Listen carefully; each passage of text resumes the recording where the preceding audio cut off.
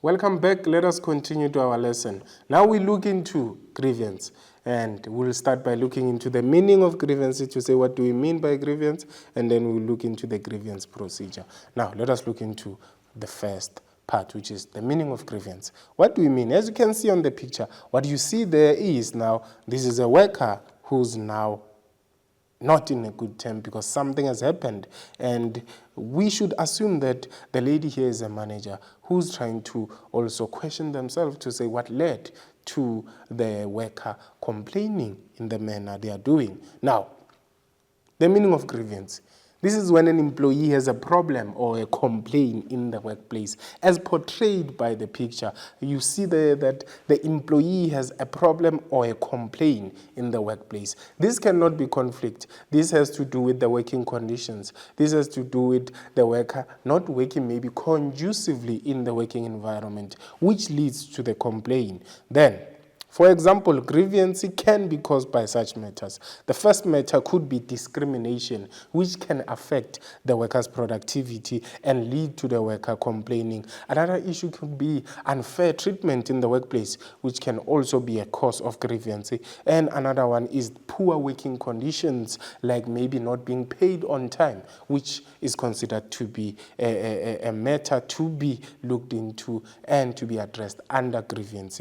Now, let us look into the grievance procedure. This is the correct way of doing grievance. This is a way in which a worker would address a matter or a problem if they have with the business. So the first thing the worker is supposed to do is that an employee must verbally report the grievance to their supervisor, who needs to resolve the issue within 3 to 5 days. Let's say a matter is about overtime. A worker has worked overtime, but they have not received their payment. That could be considered to be a matter that should be addressed using the correct grievance procedure. So the employee would then have to tell their supervisor to say, I worked overtime, but I was not paid. So please solve the matter. And the supervisor is expected to solve the matter within 3 to 5 working days. As we proceed, should the employee and supervisor fail to resolve the grievance, the employee must take it to the next level of management. Remember, with supervisor, that level of management is considered to be lower level. So should the lower level fail, it has to move to the next level of management. Now, the employee must lodge grievance in writing or complete a grievance form, because now they are moving to the next level of management, which makes it to be more formal, because initially the first way of lodging the grievance was verbally, and it was supposed to be solved within 3 to 5 days. Because now this was not successful, it has to move to the next level, which leads to the formal or the matter becoming formal. Now, a grievance hearing must be held with all relevant parties who are involved in the grievance, and then minutes of the meeting must be recorded, and any resolution passed must be recorded on the formal grievance form. What do we mean with the term minutes? Minutes refers to what has happened in a meeting. So normally what happens is that in a meeting,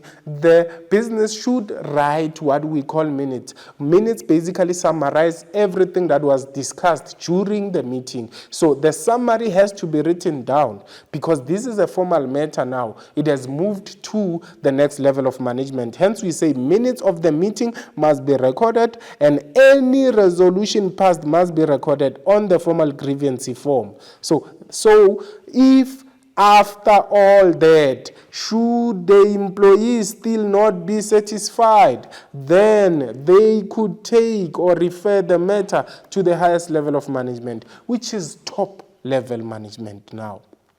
Now, when they refer the matter to top level of management, that means a grievance form is taken as well, and there has to be now minutes of this meeting should be recorded, and the decision must be recorded on a formal grievance form again. So remember, the supervisor, there was verbal communication, and the supervisor was expected to solve the matter within 3 to 5 days. Then it was taken to the next level of management because the worker was not satisfied, meaning they did not receive their money for working overtime.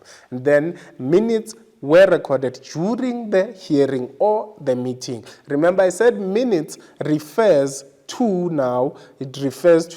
the summary of what has transpired in the meeting, together with recording the solution. And the employee was still not happy. So it was taken to the next level, which is top level management. So we top, the minutes is held as well, a meeting is held as well, and minutes are recorded as well, and the decision must be recorded on a formal grievance form again. And then, should the employee still not be satisfied, it means they have talked with the lower level, they have talked with the middle level, and they have talked to the top level, and still there's no solution. Then they have to take the matter outside the organization. Hence we say, should the employee still not be satisfied, they may refer the matter to the CCMA, who will make the final decision on whether the worker is supposed to be paid the overtime income or not. And then should again the CCMA not make a decision that makes the employee to be satisfied, the matter can be referred to labor court on appeal. The aim is to appeal or change the decision taken now by the CCMA and the organization. So if the employee is not satisfied with the decision taken by the CCMA, they take the matter to labor court on appeal to try and appeal the decision that was taken. So to summarize the grievance procedure, you would remember that the first line of communication happened verbally. It happened verbally, and it was supposed to be solved within 3 to 5 days, and the supervisor was responsible there. And then the employee was not happy with the decision. Then the matter was taken to the next level of management, which is the middle level. And then it was also taken to the top level, and then because the top, middle, and the low failed to solve the matter, it was supposed to be taken external to the CCMA, which is an organization that works with labor justice and labor matters being solved. So still CCMA took a decision that did not satisfy the worker, then it has to move again to labor court. It is taken then to labor court. So that is the correct grievance procedure to be followed, especially when you're using this pyramid to help you summarize what we mean by the correct grievance procedure.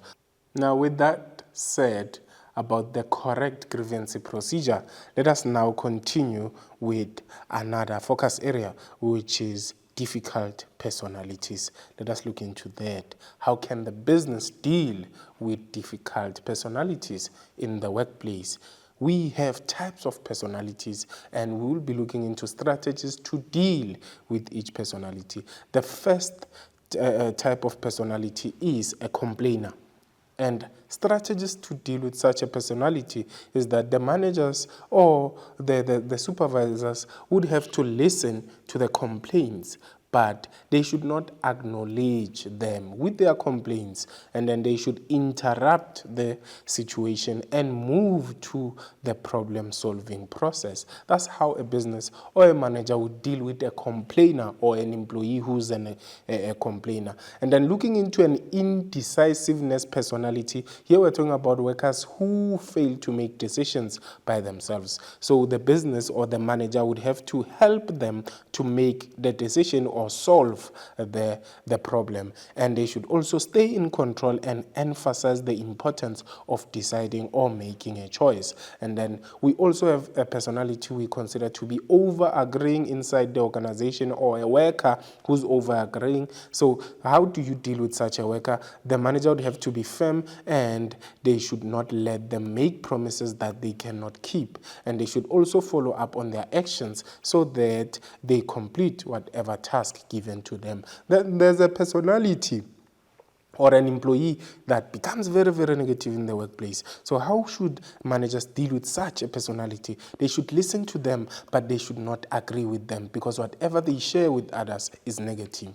And they need to be firm with them, and they should not let them draw the supervisor into the negativity they have. And then another personality we have is an expert. Here we're talking about people who know about their skills and who know a lot about maybe whatever they're doing. So how should you deal with such a personality or such a worker in the workplace? The managers should make sure that they do not excuse them of being incorrect, or they should not accuse them of being incorrect. And the managers should know their facts when they deal with such a personality.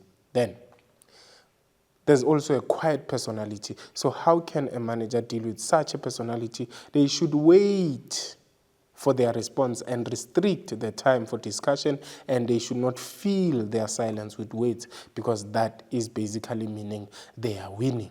Then another personality is an aggressive personality, an aggressive employee. So this would basically mean the manager should allow them time to speak and blow off, then be firm, and they should not attack them because they are aggressive, remember. Then let us look into dealing with difficult employees. Now, when you are looking into difficult employees, we are not talking about the personality, but we are just talking about someone who's just difficult in the process of completing the business tasks. So one, the business or the managers would have to identify the type of personality which is creating the problem. Is it someone who's negative? Is it someone who's aggressive? Is it someone who's an expert? And then another one is that they need to meet privately with the difficult employee so that there are no distractions from other employees. And then another way to deal with the difficult employee is that the manager would have to make their intentions